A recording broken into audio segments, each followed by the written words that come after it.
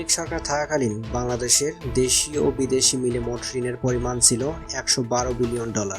ঋণকৃত অর্থের সুদ প্রদান ও ঋণ পরিশোধের চাপ ক্রমাগত বাড়তে থাকে, যার ফলে বাংলাদেশের জনজীবনে নেমে আসছে দুর্ভোগ, যা এখনও জনসাধারণের মনে বিদ্যমান। এদিকে আবার অন্তর্বর্তীকালীন সরকার প্রধান ডক্টর ইউনূস ঝুঁকছেন বৈদেশিক ঋণের পিছে।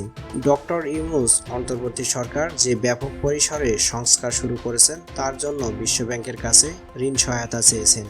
অন্তর্বর্তীকালীন সরকারের নেয়া বিভিন্ন সংস্কার কার্যক্রমে পাশে থাকবে বিশ্বব্যাংক।